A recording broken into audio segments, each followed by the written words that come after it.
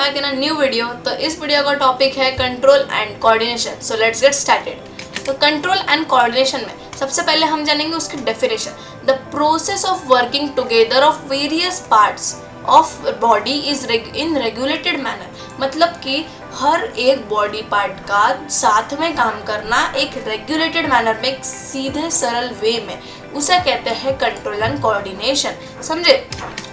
अब फिर नेक्स्ट अपने टाइप्स ऑफ कोऑर्डिनेशन। कोऑर्डिनेशन के मेनली दो टाइप्स होते हैं, नर्वस कोऑर्डिनेशन और हार्मोनल कोऑर्डिनेशन। नर्वस कोऑर्डिनेशन जो है वो प्लांट्स में पाया जाता है, मतलब सिर्फ एनिमल्स में पाया जाता है, और जो हार्मोनल कोऑर्डिनेशन है वो प्लांट्स और एनिमल दोनों में पाया जाता है। जैसे कि आप देख सकते हो, नर्वस कोऑर्डिनेशन जो है वो एनिमल्स में पाया जाता है, जिसमें जो मैसेज है वो एक इलेक्ट्रिकल इम्पल्स से जाता है, इम्पल्स से, मतलब कि उसमें इलेक्ट्रिकल कोऑर्डिनेशन होता है।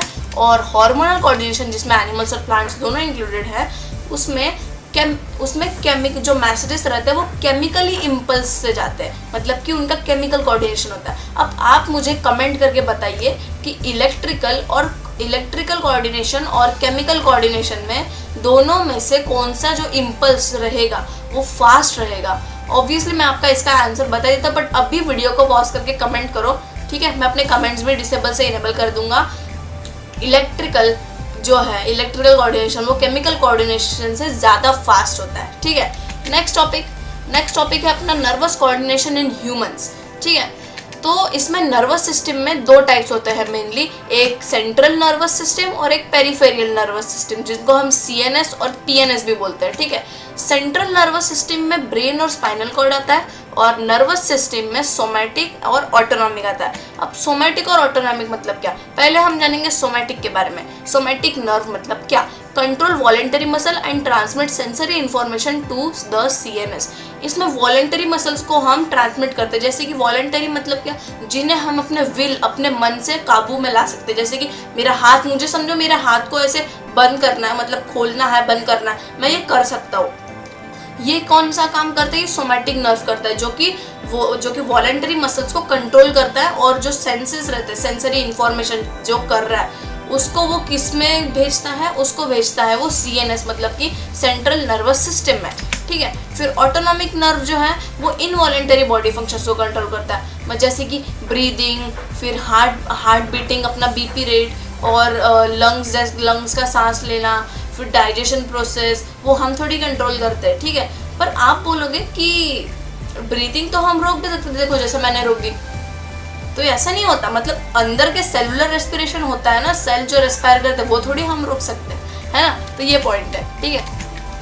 फिर टाइप्स ऑफ नर्व में और दो टाइप ऑफ नर्व रहते हैं, एक क्रैनियल नर्व रहता है और एक स्पाइनल नर्व रहता है, ठीक है? स्पाइनल नर्व जो होता है वो अपने स्पाइनल कॉर्ड जो अपना है ना, उसके सराउंडेड रहता है वो स्पाइनल कॉर्ड, और क्रैनियल नर्व जो है वो अपने अपर पार्ट से आता है, ठीक है? ऑटोनॉमिक नर्व्स के दो टाइप्स होते हैं, एक सिंपैथेटिक और एक पैरासिम्पैथेटिक, ठीक है? सिंपैथेटिक क्या करता है? अरोजेस बॉडी टू एक्सपांड एनर्जी, मतलब कि ये बॉडी को एक्टिव करता है कि तुझे एनर्जी प्रोड्यूस करनी है। मतलब कुछ ऐसे काम जिनसे अपना को पसीना आता है, अपन अपनी एनर्जी प्रोड्यूस करते हैं, एक्सपांड करते हैं, जिसको हम बोल सकते हैं। और पैरासिम्पैथेटिक मतलब क्या? Calms body to conserve and maintain energy, मतलब बॉडी को एकदम रेस्ट पोजिशन में लाता है, जिससे अपनी बॉडी जो है वो एनर्जी को मेंटेन या फिर कंजर्व कर सके, ठीक है? नेक्स्ट टॉपिक है अपना सिंपैथेटिक और पैरासिम्पैथेटिक नर्व का यहाँ पे हमको दिया है वर्सेस टाइप ऑफ, ठीक है? मैं अपने कैमरा को बीच में लाता हूँ, ठीक है? तो इस तरफ है पैरासिम्पैथेटिक और इस तरफ है सिंपैथेटिक। तो हम जानेंगे इन दोनों का डिफरेंस। तो सिंपैथेटिक जो है उसमें फ्लाइट और फाइट, ये दो चीज़ें आती है, और पैरासिम्पैथेटिक में रेस्ट एंड डाइजेस्ट। अब देखो, फाइट या फ्लाइट मतलब क्या? लड़ो या भागो। दोनों में क्या होता है कि आपका जो एनर्जी रहता है वो प्रोड्यूस होता है, वो अरोज मतलब वो एक्सपांड होता है। और पैरासिम्पैथेटिक में रेस्ट एंड डाइजेस्ट, मतलब आराम से बैठो और आराम से डाइजेस्ट करो जो फूड रहता है। तो इन दोनों में क्या क्या अलग अलग चीज़ें होती है, जैसे कि देखो, सिंपैथेटिक नर्व में जो प्यूपिल रहता है, मतलब जो अपना आईबॉल है काला काला, ये बढ़ जाता है, मतलब ये कैसे बोलूँ, वो बड़ा हो जाता है, ठीक है? और वही पैरासिम्पैथेटिक में कॉन्स्ट्रिक्ट प्यूपिल्स, मतलब कि ये देखो ये छोटा हो गया और ये देखो ये बड़ा हो गया, ये दोनों में आई का डिफरेंस है, ठीक है। फिर इनहिबिटेड सलाइवेशन, मतलब देखो अगर आप समझो एकदम कड़ी मेहनत से काम कर रहे हो तो आपको उस टाइम पे भूख नहीं लगेगी, मतलब सलाइवेशन नहीं होगा। और अगर आप समझो ऐसे ही घर पे चिल मार रहे हो, ऐसे समझो मेरी ही वीडियो देख रहे हो, आपको थोड़ी भूख लग गई ऐसे, मतलब ऐसे मन में ऐसे आता रहेगा ना कि यार अभी क्या खाऊं, क्या है घर पे, ऐसे बर्तन को खोल के देखते कि क्या क्या है करके, तो वो होता है सिंपैथेटिक और पैरासिम्पैथेटिक का डिफरेंस। ओके, फिर रिलैक्स एयरवेज। अब रिलैक्स एयरवेज और यहाँ पे कॉन्स्ट्रिक्ट एयरवेज में क्या करना रहता है, देखो तो रिलैक्स एयरवेज में जब हम ऐसे भाग दौड़ करते हैं तो हमारे जो लंग्स रहते हैं उनको रिलैक्स कर देना चाहिए, रिलैक्स हो जाता है, क्योंकि तब बॉडी को ज़्यादा से ज़्यादा क्या कहते हैं उसको ऑक्सीजन उसको लेना पड़ता है, इसलिए एकदम आराम से वो रिलैक्स रहता है। और कॉन्स्ट्रिक्ट में क्या रहता है, हम देखो एक जगह पे स्टिल बैठे कुछ काम नहीं कर रहे तो हमें उतना हमारे बॉडी पार्ट्स में उतने कुछ फंक्शन नहीं हो रहे, मतलब उनके उतना कुछ ऑक्सीजन भी नहीं चाहिए, इसलिए जो एयरवेज रहती है वो कॉन्स्ट्रिक्ट रहती है, मतलब वो धीरे धीरे काम करती है, ठीक है। फिर इंक्रीज हार्ट बीट, इसमें अपनी हार्ट की बीट रहती है वो इंक्रीज होती है और इसमें स्लो हार्ट बीट अपनी नॉर्मल हार्ट बीट रहती है। इनहिबिटेड समट एक्टिविटी, जब हम भाग दौड़ करते हैं तो अपना डाइजेशन अच्छे से नहीं हो पाता, क्योंकि भाग दौड़ करते समय हम अपनी पूरी बॉडी हिलती रहती है ना, सो डाइजेशन प्रोसेस में थोड़ी दिक्कतें आ सकती है। दिक्कतें मतलब ऐसा नहीं कि आपको दिक्कतें आएगी, बस जैसे कि आपका पेट दुखने लग जाएगा साइड से। और यहाँ पे स्टिमुलेट स्टमक एक्टिविटीज में आराम से जो भी एक्टिविटी डाइजेशन एक्टिविटी है वो होती है, ठीक है। ये एक नर्व का डायग्राम है, एक नर्व क्या बोल रहा हूँ, एक न्यूरॉन का डायग्राम है, सॉरी, ठीक है। तो न्यूरॉन में ये जो टेंटिकल्स आपको दिख रहा है इसको कहते हैं डेंड्राइट, ठीक है। ये जो आउटर बॉडी है ना इसको क्या कहते हैं, इसको सेल बॉडी भी कहते हैं, ये जो है ना ये इसको सेल बॉडी भी कहते हैं, जिसको सोमा भी कहते हैं। ये बीच में जो है इसको न्यूक्लियस कहते हैं, और ये जो आपको यहाँ से लेके यहाँ तक का पोर्शन दिख रहा है इसको एक्चुअली में स्टेम बोलते हैं, स्टेम टाइप, जिसको एक्सॉन बोलते हैं। और ये आखिरी में जो टेंटेकल्स दिख रहे हैं इसको बोलते हैं नर्व एंडिंग, ठीक है। तो ये है न्यूरॉन, द नर्व सेल, ठीक है। फिर ये है टाइप ऑफ न्यूरॉन, देखो 3 टाइप ऑफ न्यूरॉन रहते हैं, सेंसरी, मोटर न्यूरॉन और रिले न्यूरॉन। तो देखो इस डायग्राम की वजह से मैं आपको समझा सकता हूँ कैसे। सेंसरी न्यूरॉन क्या काम करती है, अपन देखो समझो मैं अभी एक गरम से बर्तन पे हाथ रखने जा रहा हूँ, ठीक है, तो वो जो मैं कर रहा हूँ, वो जो चीज़ कर रहा हूँ मैं, उसको ब्रेन की तरफ पहुंचाने के लिए जो काम करता है वो सेंसरी नर्व न्यूरॉन करता है। और जैसे कि समझो अभी मुझे अपना हाथ उठाना है तो वो ये देखो मैंने उठा दिया, तो ये ब्रेन की तरफ से सिग्नल है कि अभी मुझे हाथ उठाना है, तो मैंने हाथ उठा दिया, ठीक है। इस न्यूरॉन को कहते हैं मोटर न्यूरॉन। और रिले न्यूरॉन मतलब क्या, अब देखो समझो आपको बहुत बार अपने दोस्तों ने क्वेश्चन पूछा होगा ये कि अगर आगे कोई भी ऐसी चीज़ हो जैसे कि कोई ट्रक हो, पत्थर हो, तो आप क्या मारोगे करके, तो हम एक्चुअल आंसर उसका ब्रेक रहता है, ब्रेक मारेंगे करके। सो क्या रहता है उसमें आपको फटक से रिएक्ट करना पड़ता है, आपके पास इतना टाइम नहीं रहता कि वो मैसेज जाएगा, अपन आंखों से देखेंगे, फिर वो मैसेज सेंसरी नर्व कैरी करेगा ब्रेन तक, फिर ब्रेन सोचेगा कि क्या करना है अभी, फिर ब्रेन थोड़ा सोच के बताएगा कि हाँ ये करना है, फिर वो न्यूरॉन मतलब मोटर न्यूरॉन जो है वो आराम से वो उनको बताएगा। इतना टाइम नहीं रहता है, इसलिए स्पाइनल कॉर्ड और जो ये ब्रेन की तरफ मैसेज जाता है इनके बीच में यहाँ पे एक रिले न्यूरॉन रहता है। ये रिले न्यूरॉन क्या करता है, फटाफट जो रिएक्शन मतलब फटाफट जो एक्शन देना पड़ता है वो ये रिले न्यूरॉन करता है, समझे। ये है 3 टाइप ऑफ न्यूरॉन्स, समझे। अब है अपने 5 सेंस, किसी को 6 सेंस भी रहते हैं बट वो कुछ उतना खास नहीं, ठीक है। Types of sensory neuron 5 type of है, हियरिंग, स्मेल, टच, विजन और टेस्ट, ठीक है। सबसे पहले थिग्मो रिसेप्टर, मतलब कि जिसको अपन स्किन टच भी बोलते हैं। फिर गस्टाटा रिसेप्टर, टंग टेस्ट, ठीक है। थिग्मो मतलब क्या, स्किन होता है, और गस्टाटा मतलब टंग होता है, मतलब टेस्ट होता है, गस्टाटा मतलब टेस्ट, ठीक है। फोटो रिसेप्टर, अब फोटो मतलब कि एक पिक मतलब कि लाइट, तो वो आई लाइट होगी, ठीक है।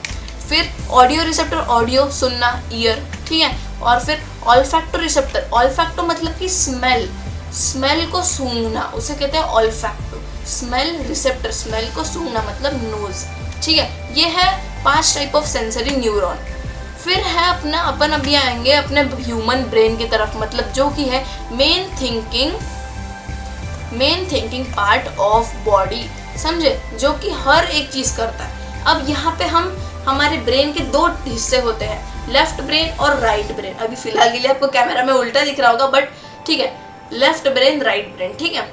तो लेफ्ट ब्रेन में क्या होता है, उसमें हम एनालिसिस करते हैं, कोई हमारे सामने सिचुएशन हो उसको अच्छे से एनालाइज करना, फिर उसके ऊपर अपन उसका आंसर बताना, लॉजिक, अपने लॉजिकल क्वेश्चन के आंसरिंग लेफ्ट ब्रेन से होती है। अपने को आइडियाज़ लेफ्ट ब्रेन से आते हैं, अपने को फैक्ट्स जो है वो लेफ्ट ब्रेन से आते हैं, मैथ्स जो है हम लेफ्ट ब्रेन से करते हैं, और ट्रेनिंग जो अपनी body training, physical training, mental training, ये सारे जो ट्रेनिंग है ये सब कुछ लेफ्ट ब्रेन करता है। और राइट ब्रेन में क्या होता है, राइट ब्रेन में पूरी दुनियादारी होती है, जिसमें अपनी क्रिएटिविटी, इंट्यूशन, अपनी आर्ट्स, क्रिएशन, फीलिंग, इमेजिनेशन, ये सब राइट ब्रेन में होता है। अब सुनो, मेरे को एक कहानी याद आई, वो कहानी मैं आपको बताता हूँ, मतलब ये ब्रेन से ही रिलेटेड है। आपको पता है जो राइटी रहता है ना, मतलब जो राइट हैंड से सारे काम करते हैं, मैं राइटी हूँ, ठीक है, तो उनका ना लेफ्ट ब्रेन ज़्यादा चलता है। मैं ये नहीं बोल रहा कि मैं इतना स्मार्ट हूँ, मैं ये नहीं बोल रहा, ये जस्ट एक फिनोमेना है। मतलब जो राइटी बंदा है, जो सारे काम राइट से करता है, जिसकी राइट बॉडी ज़्यादा एक्टिव रहती है, उसका लेफ्ट ब्रेन जो है वो उसकी बॉडी को कंट्रोल करता है, या फिर उसका लेफ्ट ब्रेन ज़्यादा एक्टिव रहता है। और जो लेफ्टी है ना, उसका राइट ब्रेन ज़्यादा एक्टिव रहता है। अब आप बोलेंगे ऐसा कैसे? देखो, अपनी बॉडी जब बन रही थी, मतलब बहुत सैकड़ों साल पहले, तो अपनी बॉडी और ब्रेन की वायरिंग ही वैसी हुई थी कि left brain right body part को कंट्रोल करेगा और right brain left body part को कंट्रोल करेगा। तो जस्ट मुझे याद आया, इसलिए मैंने आपको बता दिया, ठीक है। नेक्स्ट है the right brain, left brain, each hemisphere control the opposite side of the body. मैंने आपको यही बताया था, ठीक है।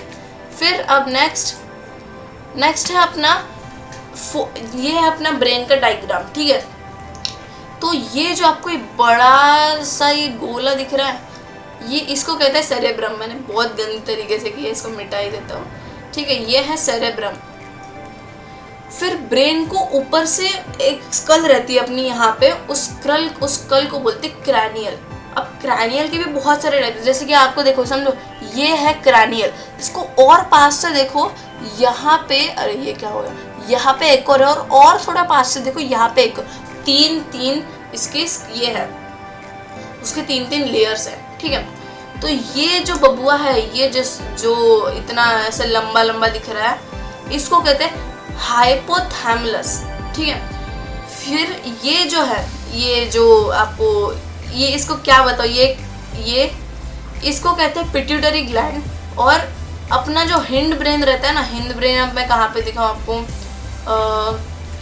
हिंड ब्रेन, ओके, ये कहाँ गया हिंड ब्रेन, ये रहा हिंड ब्रेन, ठीक है। हिंड ब्रेन में 3 टाइप्स होते हैं, देखो, एक पॉन्स रहता है, पॉन्स मतलब ये, ठीक है, मेड्यूला माने ये वाला पार्ट, और फिर सेरेब्रम मतलब कि ये गोभी जैसा दिख रहा है आपको, ये है सेरेब्रम, ठीक है। और ये जो है, ये है मिड ब्रेन, समझे। और ये जो है, ये अपने नीचे स्पाइनल कॉर्ड, ये यहाँ से नीचे हुए जाते हुए, ठीक है।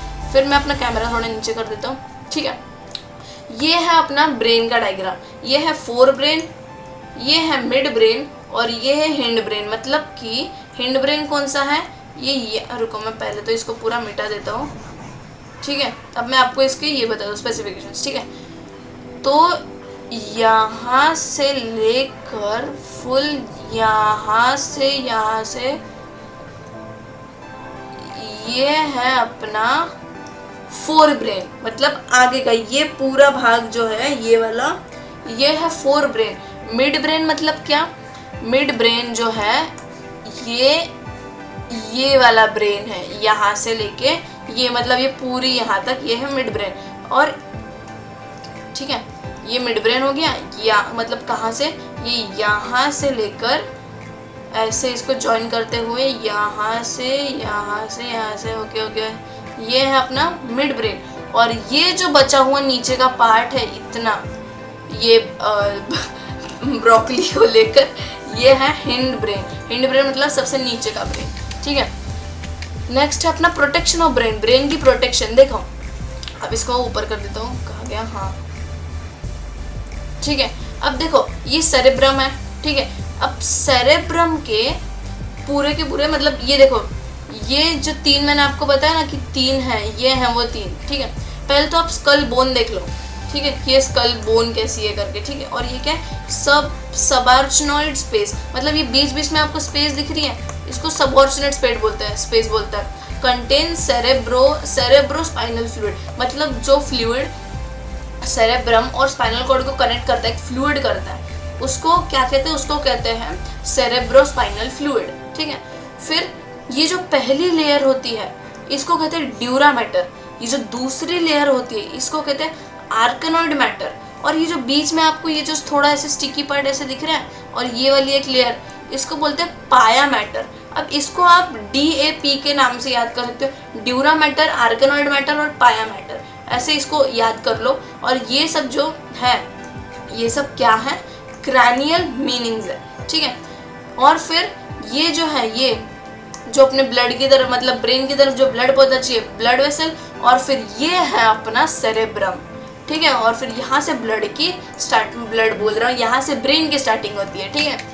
नेक्स्ट है अपना फोर ब्रेन के अपन, it is the most complex और स्पेशलाइज्ड, मैं इसको थोड़ा यहाँ करता हूँ, it is the most complex और specialised part of the brain, it consist of cerebrum, ठीक है, सेरेब्रम और फंक्शंस ऑफ फोर ब्रेन। अभी फंक्शंस ऑफ फोर ब्रेन, पहला थिंकिंग पार्ट ऑफ ब्रेन, मतलब ये थिंकिंग करता है, कंट्रोल द वॉलेंटरी एक्शन, ये सब कौन कर रहा है, फोर ब्रेन कर रहा है। स्टोर इन्फॉर्मेशन, जिसको मेमोरी बोलते हैं, मेमोरी कहाँ पे, फोर ब्रेन में स्टोर होती है। Receive sensory impulses from various part of the body and integrate it, मतलब इसको सेंसरी नर्व इम्पल्स जो है वो रिसीव होता है इसमें, और ये बहुत सारे बॉडी पार्ट से, और फिर उनको इंटीग्रेट भी करता है ये। फिर सेंटर एसोसिएटेड विथ हंगर, ठीक है। नेक्स्ट है फिर अपना functions of hind brain and mid brain and hind brain, ठीक है। इसको मैं ऊपर करता हूँ फिर से। ये है अपना हिंड ब्रेन, ये जो आपको दिख रहा है, मैं स्क्रीन में करने वाला था, ये अपना हिंड ब्रेन है, सॉरी ये एक्चुअली में हिंड ब्रेन तो यहाँ पे है, ये है मिड ब्रेन, ठीक है। और ये है हिंड ब्रेन। हिंड ब्रेन में क्या कहते हैं, हिंड ब्रेन में पॉन्स, मेड्यूला, स्पाइनल कॉर्ड और सेरेब्रम आता है, ठीक है। It has three parts, cerebrum, medulla, pons, ठीक है। ये सबसे इम्पॉर्टेंट हिंड ब्रेन के पार्ट्स है।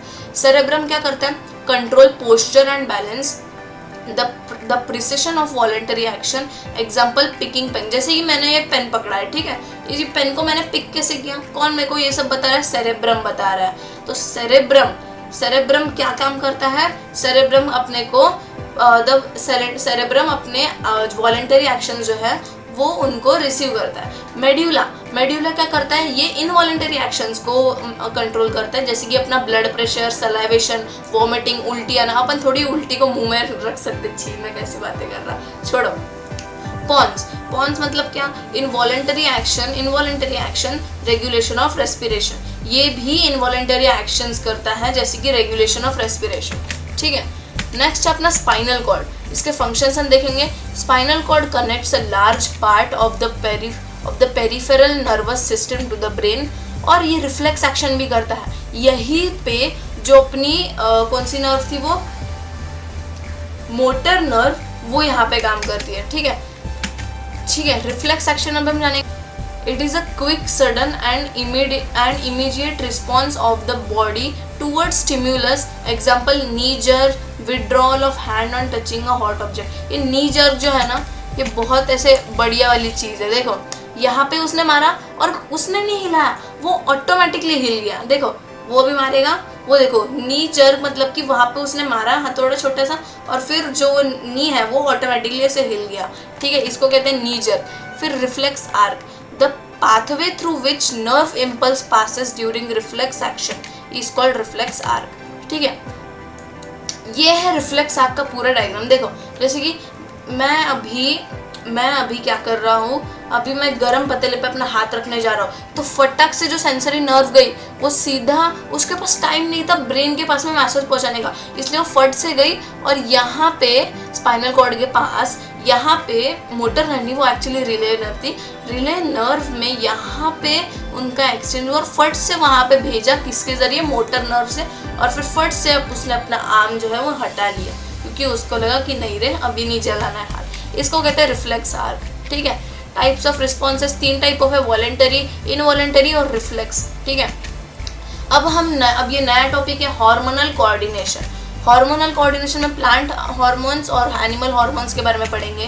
प्लांट हार्मोन्स जो है जिसको पाइटो हार्मोन भी बोलते हैं या फिर ग्रोथ रेगुलेटर्स भी बोलते हैं। 2 टाइप्स के होते हैं, एक ग्रोथ प्रोमोटर और एक ग्रोथ इनहिबिटर। ठीक है, ग्रोथ प्रोमोटर के 3 भाग होते हैं, 3 पार्ट्स होते हैं, ऑक्सिन एक सेल इलॉन्गेशन टाइप, गिबरलिंस और साइटोकिनिस। ठीक है, ग्रोथ इनहिबिटर के 2 पार्ट्स होते हैं, इबिस एब्सिसिक एसिड और इथेलाइन। ठीक है, अब देखो ये जो है ना ऑक्सिन क्या होता है इसमें, ये जो आपको डॉट दिख रही है ये ऑक्सिन्स है। जैसे देखो सन जो है इनके सबसे टॉप पे समझो तो ये उनसे अट्रैक्ट होगा, उनके पास में अट्रैक्ट होगा।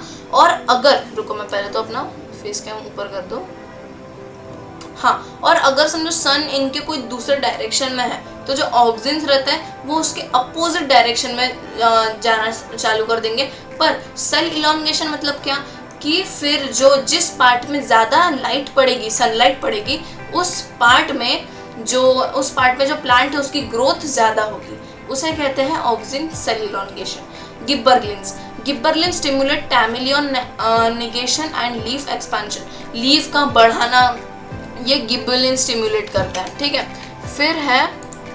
फिर इथाइलिन मतलब कि ये इथाइलिन क्या करता है, ये फ्रूट्स को पकाने का काम करता है, फ्लावर्स को ओपन करने का काम करता है और लीव्स को शेड करने का काम करता है, गिराने का काम करता है, जैसे कि ये आप देख सकते हो। ठीक है, नेक्स्ट टॉपिक। ओके, ये जो है ये सब हम ये जो है मैं क्या बता रहा हूँ। ठीक है, ये सब जो है ना ये जर्मिनेशन ये इन सब में वो अलाउ करते हैं या नहीं ये बता रहे हैं। जैसे गिबरलिन में जर्मिनेशन होता है, ग्रोथ मैच्योरिटी भी होती है, फ्लावरिंग भी होता है, फ्रूट डेवलपमेंट भी होता है, बट ये एब्सिशन नहीं करता, मतलब पत्तों का झड़ना नहीं करता है। और मैं अपना फेस कैम यहाँ पे कर देता हूँ। और सीड डॉर्मेंसी नहीं होते इसमें। ऑक्सिन क्या करता है, वो जर्मिनेशन का काम नहीं करता बट ग्रोथ मैच्योरिटी, फ्लावरिंग और फ्रूट डेवलपमेंट का काम करता है। और एब्सिशन और सीड डॉर्मेंसी तो बिल्कुल ही नहीं। ठीक है, फिर साइटोकिनिस जर्मिनेशन का काम नहीं करता है but growth maturity, flowering, fruit development ये सब करता है और एब्सिशन और सीड डॉर्मेंसी नहीं करता है। इथाइलिन जर्मिनेशन नहीं करता है, ग्रोथ ऑफ मैच्योरिटी भी नहीं करता है बट फ्लावरिंग करता है, फ्रूट डेवलपमेंट करता है और एब्सिशन करता है बट सीड डॉर्मेंसी नहीं करता है। एब्सिसिक एसिड वो जर्मिनेशन भी नहीं करता है, ग्रोथ मैच्योरिटी भी नहीं, फ्लावरिंग भी नहीं, फ्रूट डेवलपमेंट भी नहीं, एब्सिशन करता है और सीड डॉर्मेंसी करता है। यही उसका एक्चुअल व्यूज होता है। ठीक है, नेक्स्ट टॉपिक। अब मैं अपना फेस कैम यहाँ पे कर दूँ। ठीक है, नेक्स्ट टॉपिक है अपना ह्यूमन हार्मोन्स, मतलब एंडोक्राइन हार्मोन्स। ठीक है, तो मैंने जिनको ऐसा रेक्टेंगल करके रखा है ना, अपने को वही पढ़ने वो ज़्यादा इंपॉर्टेंट है क्योंकि ठीक है। पिट्यूटरी ग्लैंड जो है, रुको फेस कैम मैं अपना नीचे कर देता हूँ। ठीक है, अब देखो यहाँ पे ग्लैंड्स हैं और यहाँ पे उनका फंक्शंस है। जैसे पिट्यूटरी ग्लैंड को अपन मास्टर ग्लैंड भी बोलते हैं। ठीक है, जो कि एक ग्रोथ हार्मोन है ऑब्वियसली, जो ग्रोथ को रेगुलेट करता है और बहुत सारे अदर एंडोक्राइन ग्लैंड्स को भी कंट्रोल करता है, जिसको अपन मास्टर ग्लैंड बोलते हैं, इसलिए उसको मास्टर ग्लैंड बोलते हैं। फिर है अपना यहाँ पे थायराइड ग्लैंड। ठीक है, ये थायराइड ग्लैंड, थायराइड क्या करता है, थायरोक्सिन हार्मोन को ये सिक्रेट करता है, जो क्या करता है, जो मेटाबॉलिज्म रेट बढ़ाता है और it also brings about balance growth, ये बैलेंस ग्रोथ लाने का भी काम करता है। फिर है पैराथायरॉयड ग्लैंड। ठीक है, पैराथॉर्मोन रिलीज करता है, जो कैल्शियम बैलेंस जो है अपने बॉडी में उसको कंट्रोल करता है। पैनक्रियाज जो है वो इंसुलिन प्रोड्यूस करता है और जिससे glucose level of body control होता है। एडर्नल ग्लैंड से क्या होता है, एडर्निलिन प्रोड्यूस होता है जो कि अपनी बॉडी को इमरजेंसी के लिए प्रिपेयर करता है, ठीक है। और फिर टेस्टिस और ओवरीज, मतलब दोनों में, मेल और फीमेल में ये अलग अलग है, ठीक है। टेस्टिस क्या काम करता है, जो टेस्टोस्टेरोन जो है उसको, उस हार्मोन को रिलीज करता है, control growth and development of male reproductive system. Ovaries oestrogen और प्रोजेस्टेरोन, ये दो हार्मोन्स को सीक्रेट करता है, control growth and development of female reproductive hormone. ये दोनों भी सेम काम करते हैं, बस दोनों अलग अलग बॉडी में है, ठीक है। नेक्स्ट है अपना फीडबैक मैकेनिज्म। अब देखो ये थोड़ा सा न्यू टॉपिक है, सो इसके ऊपर ज़्यादा ध्यान देंगे अपन। Feedback mechanism regulates the action of the hormones, मतलब कि फीडबैक मैकेनिज्म क्या करता है, अपने जो एक्शंस ऑफ द हार्मोन्स उसको रेगुलेट करने का काम करता है, ठीक है। जैसे कि अभी मैं आपको ये इमेज दिखाता हूँ। अब ये इमेज से क्या पता चलता है, देखो ये है अपनी नॉर्मल बॉडी, सीधा साधा नॉर्मल बॉडी, ठीक है। अब समझो जब जो बॉडी का टेम्परेचर है वो इंक्रीज होता है, ठीक है, तो अपने को ऐसी कूलिंग चाहिए, मतलब बॉडी को फिर से नॉर्मल करने के लिए अपने को ठंडा होना पड़ेगा। तो अपने को क्या आने लगता है, अपने को पसीना आने लगता है, जिसकी वजह से अपनी बॉडी जो है वो कूलिंग मैकेनिज्म को एक्टिवेट करती है, मतलब कि स्वेटिंग, जिसकी वजह से अपन कूल डाउन होते हैं और फिर अपना बॉडी टेम्परेचर डिक्रीज हो जाता है और अपन फिर से जाते हैं नॉर्मल स्टेट पे। वही इसका अगर उल्टा हुआ, तो अगर ठंडी पड़ गई, समझो तुम बेड पे लेटे हुए, बहुत ठंडी है और तुम्हारे पास ब्लैंकेट भी नहीं है, तो क्या होगा, तब तुम्हारी बॉडी का टेम्परेचर डिक्रीज होगा, मतलब तुमको ठंडी लगेगी। तो इसलिए क्या होता है, इसलिए हीटिंग मैकेनिज्म जो है वो एक्टिवेट हो जाता है, मतलब कि शिवरिंग आपको होने लगती है, मतलब आपको फिर बहुत, आपकी बॉडी जो है गर्माहट देती है, जिसकी वजह से बॉडी टेम्परेचर जो है वो इंक्रीज होता है और फिर नॉर्मल टेम्परेचर में आता है, समझे। तो ये होता है फीडबैक मैकेनिज्म। इसी को अपन थोड़ा साइंटिफिक वे में जानेंगे। अपना फेस कैम यहाँ पे रखता मैं। The timing and amount of hormone release are regulated by feedback mechanism. For example, if a sugar level in body rise, अगर बॉडी में शुगर लेवल जो है वो बढ़ गया, they are detected by the cell in the pancreas। pancreas मतलब कि insulin hormone जो है वो इन सेल्स को डिटेक्ट करता है, which responds by producing more insulin as the blood sugar level falls। अगर ब्लड शुगर लेवल फॉल्स हो गया तो वो और इंसुलिन जो है वो प्रोड्यूस करता है, ठीक है। इंसुलिन सिक्रेशन इज रिड्यूस, फिर बाद में जो इंसुलिन सिक्रेशन रहता है वो रिड्यूस हो जाता है, ठीक है। Next, movements in plants. Movements in plants में दो मूवमेंट्स रहते हैं, एक ट्रॉपिकल मूवमेंट और एक नास्टिक मूवमेंट। ट्रॉपिकल मूवमेंट में ग्रोथ डिपेंडेंट रहता है, जिसमें जो रिस्पॉन्स रहता है वो धीरे धीरे रहता है, जैसे अपन भी ग्रो करते हैं बट धीरे धीरे ग्रोथ करते हैं, है ना। ये देखा जाए तो डायरेक्शनली रहता है। और नास्टिक मूवमेंट मतलब क्या, ग्रोथ इंडिपेंडेंट, जिसमें ग्रोथ मतलब ग्रोथ से रिलेटेड कुछ नहीं रहता है बट, और इसमें रिस्पॉन्स जो है वो क्विक रहता है, ठीक है। जैसे कि ड्रॉपिंग ऑफ लीव्स, यहाँ पे यूज मैंने क्यों लिखा है, यहाँ पे लीव्स चाहिए। Dropping of leaves of mimosa plant on touching, ये मिमोसा, इसको अपन टच मी नॉट भी बोलते हैं। जैसे कि देखो इसमें कैसे बंदे ने हाथ लगाया और जो लीफ है वो सिकुड़ गए। कैसे सिकुड़ गए मैं आपको बताता हूँ। उसमें जो उसके अंदर के जो प्लांट हार्मोन्स है उनमें पानी रहता है, तो अपने हाथ लगाने से क्या होता है, वो पानी जो है वो ना मतलब सीक्रेट हो जाता है, मतलब कि उनसे अलग हो जाता है और पानी वो उससे निकल जाता है पानी। तो इसलिए जो लीव्स रहते हैं वो सीक्रेट क्या बोल रहा, वो लीव्स जो है वो सेपरेट जो थे अभी वो साथ में सिकुड़ गए हैं, इसको बोलते हैं touch me not plant. Tropic movements में 3 आते हैं, आई गेस 5 आते हैं। फोटोट्रॉपिज्म, गियोट्रॉपिज्म, हाइड्रोट्रॉपिज्म, थिग्मोट्रॉपिज्म और केमोट्रॉपिज्म। तो जैसे कि अभी हम इन सबको 1 बाय 1 पढ़ेंगे, फिर अपना चैप्टर हो जाएगा खत्म, ठीक है। तो फर्स्ट है अपना फोटोट्रॉपिज्म। फोटोट्रॉपिज्म में क्या रहता है, मूवमेंट्स टूवर्ड लाइट। जैसे कि देखो जहाँ पे लाइट पड़ेगी वहाँ पे part of the plant grow होगा, ठीक है, इसको कहते हैं फोटोट्रॉपिज्म, एकदम बढ़िया, ठीक है। नेक्स्ट है अपना जियोट्रॉपिज्म। जियोट्रॉपिज्म मतलब ग्रेविटी से रिलेटेड है। ये कैसे ग्रेविटी से रिलेटेड है, मतलब जहाँ पे समझो ये देखो पौधा है, ठीक है, ये अभी सीधा है और ये रूट भी इसकी ग्रेविटी की तरफ मूव कर रहा है। अब जैसे ये गिरा और देखो पौधा स्ट्रेट है बट इसके रूट्स देखो ये ऐसे जाने की सिवा ऐसे जा रहे हैं, ये परपेंडिकुलर है किसके, ग्रेविटी के। इसलिए इसको बोलते हैं जियोट्रॉपिज्म।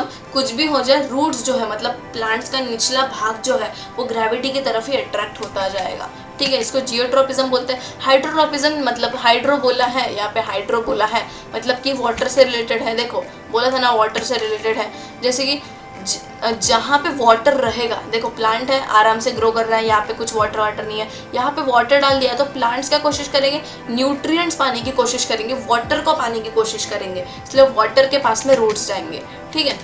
थिग्मोट्रॉपिज्म ये टच से रिलेटेड है कि देखो आपको क्लाइंबर्स पता है ना, क्लाइंबर्स का कैसा रहता है, वो ना ऐसे व्रिंकल्स टाइप ऐसे उनके स्टीम्स रहते हैं, मतलब स्टीम्स की क्या बोल रहा, ऐसे टेंड्रल्स रहते हैं, टेंड्रल्स रहती है उनको, जो किसी के भी टच में आ गए ना तो वो उसके गोल गोल घूमने लग जाते हैं। वो क्लाइंबर्स रहते हैं मतलब ऊपर चढ़ने के लिए। जैसे कि देखो ये सपोर्ट है समझो, ये एक वीक स्टेम है बहुत, और ये एक टेंड्रिल है, ये ऐसे घूमते घूमते घूमते घूमते और उसको एक चीज़ मिल गई, सपोर्ट मिल गई अपने प्लांट को सपोर्ट करने के लिए, तो वो उससे लिपट गया, जिससे देखो अभी क्या हुआ, ये स्टीम जो है एकदम स्ट्रेट हो गई है, ठीक है।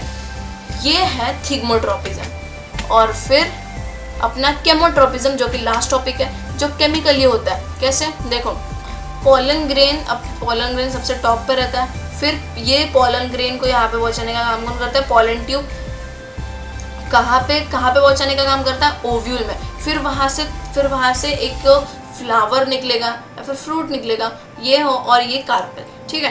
तो मतलब उनसे भी उनकी एक टाइप ऑफ ग्रोथ हो रही है कि प्लांट्स मतलब फ्लावर निकला, फ्रूट निकला, उससे ग्रोथ हो रही है कि मतलब उनके मूवमेंट्स जो है वो चेंज हो रहा है। इसको कहते हैं केमोट्रॉपिज्म, ठीक है। समझ में आ गया पूरा चैप्टर, नहीं आया तो फिर से एक बार देखो, ठीक है। सो अगर आपको हमारा आज का वीडियो पसंद आया तो प्लीज़ इसे लाइक करना, मेरे चैनल को सब्सक्राइब करना, और हम मिलेंगे एक और ऐसे अमेजिंग वीडियो में। तब तक के लिए बाय बाय।